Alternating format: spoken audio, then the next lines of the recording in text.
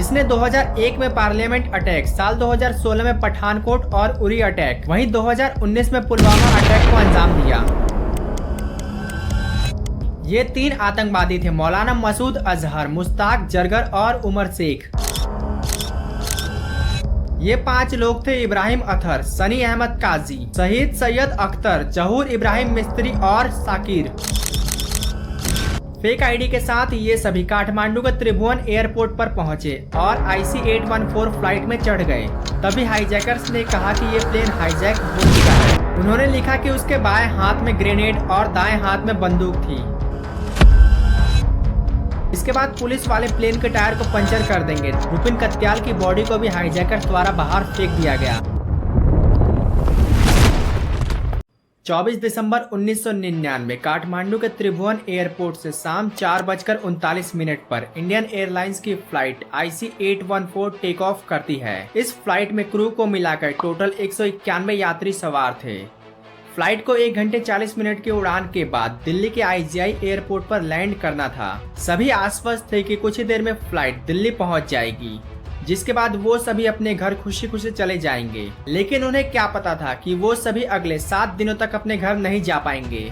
ऐसा इसलिए क्योंकि फ्लाइट के टेक ऑफ करने के कुछ देर बाद ही इसे हाईजैक कर लिया गया। हाईजैकर्स ने भारतीय सरकार से प्लेन को छोड़ने के बदले 36 आतंकवादियों को छोड़ने और $200 मिलियन की फिरौती मांगी। इसी हाईजैकिंग का परिणाम था कि भारत को मोस्ट वांटेड आतंकवादी मौलाना मसूद अजहर को छोड़ना पड़ा, जो पार्लियामेंट अटैक, पठानकोट, उरी और पुलवामा अटैक का मास्टरमाइंड था। तो IC-814 कैसे हाईजैक हुआ और भारत की ऐसी क्या मजबूरी थी कि मौलाना मसूद अजहर जैसे आतंकवादी को छोड़ना पड़ा?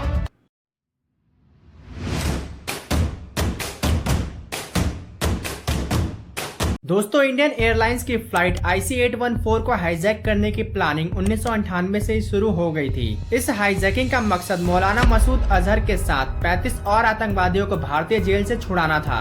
जुलाई 1998 में यूसुफ अजहर ने मौलाना मसूद अजहर को छुड़ाने का काम अब्दुल लतीफ को सौंपा। इस काम के लिए अब्दुल लतीफ ने 5 आदमियों को चुना। ये 5 लोग थे इब्राहिम अतहर, सनी अहमद काजी, शहीद सैयद अख्तर, जहूर इब्राहिम मिस्त्री और साकिर। ये सभी बांग्लादेश की कैपिटल ढाका के सब्जी मंडी एरिया में रहकर इस हाईजैकिंग की प्लानिंग करने लगे।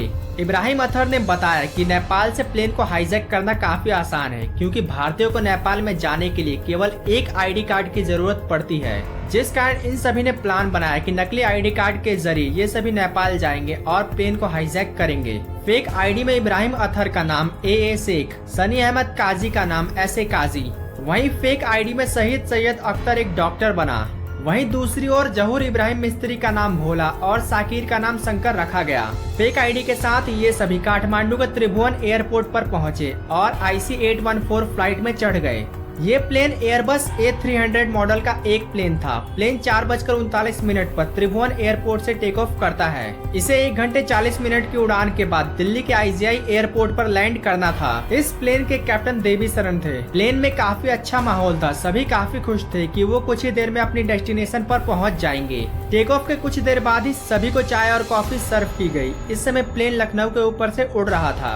तभी हाईजैकर्स ने कहा कि ये प्लेन हाईजैक हो चुका है। इस फ्लाइट के फ्लाइट इंजीनियर अनिल के जगिया और पत्रकार सौरभ शुक्ला ने अपनी book IC-814 hijack the inside story में बताया कि जब chief flight attendant Anil Sharma cockpit से बाहर आ रहे थे तो एक हाईजैकर उन्हें धक्का मारकर कॉकपिट में घुस गया। जगिया ने बताया कि जैसे ही हमने उसे देखा तो हम समझ गए कि हम मुसीबत में हैं। उन्होंने बताया कि हाईजैकर ने रेड मास्क लगाया हुआ था। उसने मंकी कैप और आंखों के ऊपर फोटोक्रोमेटिक लेंस लगाए थे। उन्होंने लिखा कि उसके बाएं हाथ में ग्रेनेड और दाएं हाथ में बंदूक थी। प्लेन 4:53 पर हाईजैक हो चुका था। हाईजैकर्स ने कैप्टन देवी शरण पर यह दबाव बनाया कि वो प्लेन को वेस्ट की तरफ पाकिस्तान के लाहौर ले जाएं। मजबूरी में कैप्टन को हाईजैकर की बात माननी पड़ी। लाहौर पहुंचकर कैप्टन ने लाहौर ATC से लैंड करने की परमिशन मांगी, लेकिन ATC ने लैंड करने से साफ इनकार कर दिया। जिसके बाद कैप्टन ने हाईजैकर्स को बताया कि प्लेन के अंदर बहुत कम फ्यूल है, जिस कारण यदि हम कहीं लैंड नहीं किए तो प्लेन क्रैश हो जाएगा। मजबूरी में हाईजैकर्स को प्लेन को अमृतसर लैंड करवाना पड़ा। प्लेन 7:01 पर अमृतसर एयरपोर्ट पर लैंड करता है। हाईजैकर्स ने कहा कि प्लेन के अंदर जल्द से जल्द फ्यूल भरा जाए, नहीं तो हम प्लेन को उड़ा देंगे। भारत के पास इस प्लेन को आजाद करवाने का ये एक अच्छा मौका था, क्योंकि भारत यदि चाहता तो अमृतसर में ही प्लेन को आजाद करवा सकता था, लेकिन ऐसा कुछ नहीं हुआ। फ्यूल भरने में देरी होने के कारण हाईजैकर्स ने बिना फ्यूल भरे ही प्लेन को टेक ऑफ करवा दिया, क्योंकि उन्हें ऐसा लग रहा था कि प्लेन को लेट करवाने के पीछे भारत की कोई चाल है, और हाईजैकर्स बिल्कुल सही थे। अमृतसर एटीसी जानबूझकर फ्यूल भरने में लेट कर रही थी। ऐसा प्लान बनाया गया था कि फ्यूल टैंकर के अंदर पुलिस वालों को छुपाकर प्लेन के पास ले जाया जाएगा, जिसके बाद पुलिस वाले प्लेन के टायर को पंचर कर देंगे ताकि प्लेन टेक ऑफ ही ना कर पाए। मगर ये प्लानिंग धरी की धरी रह गई, क्योंकि 7:49 पर हाईजैकर्स ने बिना फ्यूल भरे प्लेन को टेक ऑफ करवा दिया। इधर प्लेन टेक ऑफ हुआ, उधर एनएचजी कमांडो एयरपोर्ट में आए। काश कुछ देर पहले ही एनएचजी कमांडो एयरपोर्ट में आ जाते तो हाईजैकर्स को निपटा दिया गया होता। अमृतसर से टेक ऑफ करने के बाद हाईजैकर्स काफी फ्रस्ट्रेट हो चुके थे। वो लगातार अपनी मांग मनवाने की कोशिश कर रहे थे। उनकी मांग थी कि मौलाना मसूद अजहर के साथ 35 और आतंकवादियों को भारत छोड़े। साथ ही हाईजैकर्स ने $200 मिलियन और हरकत उल मुजाहिदीन के नेता सजाद अफगानी की बॉडी की मांग की। हाईजैकर्स ने दोबारा पायलट को लाहौर एयरपोर्ट पर लैंड करने को कहा। पायलट ने दोबारा लाहौर एटीसी से लैंड करने की परमिशन मांगी, लेकिन इस बार भी एटीसी ने लैंड करने से साफ इनकार कर दिया। लाहौर एयरपोर्ट के सभी नेविगेशन लाइट्स को बंद कर दिया गया ताकि पायलट किसी भी तरह एयरपोर्ट पर लैंड ना कर पाए। इधर हाईजैकर्स ने पायलट को कहा कि हम कुछ नहीं जानते, तुम किसी भी तरह एयरपोर्ट पर लैंड करो।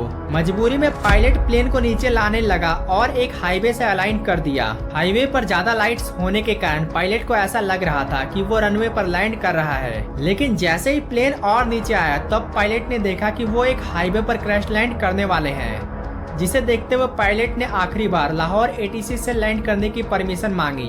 उसने कहा कि यदि आप परमिशन नहीं देंगे तो हम एक हाईवे पर क्रैश लैंड कर जाएंगे, और फॉर्चुनेटली इस बार लाहौर एटीसी ने लैंड करने की परमिशन दे दी, जिसके बाद प्लेन 8:01 पर लाहौर एयरपोर्ट पर लैंड कर गया। भारत सरकार ने पाकिस्तान से कहा कि प्लेन को ज्यादा से ज्यादा देर लाहौर में रोककर रखा जाए। लाहौर में मौजूद भारत के हाई कमिश्नर को हाईजैकर्स से नेगोशिएशन करने के लिए कहा गया, लेकिन उनके पहुंचने से पहले हाईजैकर्स ने प्लेन को रिफ्यूल किया और 10:32 पर प्लेन को टेक ऑफ करवा दिया। हाईजैकर्स का अगला डेस्टिनेशन अफगानिस्तान का कांधार एयरपोर्ट था, लेकिन कांधार एयरपोर्ट पर लाइट फैसिलिटी न होने के कारण मजबूरन प्लेन को दुबई ले जाना पड़ा। काफी नेगोशिएशन के बाद दुबई सरकार ने IC-814 को अल मिनहाद एयरबेस पर उतरने की परमिशन दी। नेगोशिएशन के बाद यहां हाईजैकर्स द्वारा 27 महिलाओं और बच्चों को रिलीज किया गया। रुपिन कत्याल की बॉडी को भी हाईजैकर्स द्वारा बाहर फेंक दिया गया, जिनकी हत्या हाईजैकर्स ने पहले ही कर दी थी। रुपिन गुड़गांव के रहने वाले थे, जो अपनी वाइफ के साथ हनीमून मनाकर आ रहे थे। दुबई में छोड़े गए यात्रियों को एक स्पेशल प्लेन के जरिए भारत वापस लाया गया। 25 दिसंबर की सुबह दुबई में रिफ्यूलिंग के बाद प्लेन 6:20 पर कांधार की ओर रवाना हुआ और 8:33 पर कांधार एयरपोर्ट पर लैंड किया, जहां अगले 7 दिनों तक प्लेन के यात्रियों को होस्टेज बनाकर रखा गया। जैसे ही प्लेन कांधार एयरपोर्ट पर लैंड करता है तो अफगानिस्तान की आर्मी ने इसे चारों ओर से घेर लिया। उस समय भी आज की तरह ही अफगानिस्तान पर तालिबान का शासन था। तालिबान ने भारत से कहा कि वो भारत और हाईजैकर्स के बीच मीडिएटर का काम कर सकता है, लेकिन भारत ने इस बात से मना कर दिया। लाहौर में मौजूद भारत के हाई कमिश्नर को हाईजैकर्स से नेगोशिएशन करने के लिए कांधार भेजा गया। हाईजैकर्स लगातार अपनी मांग मनवाने की कोशिश कर रहे थे।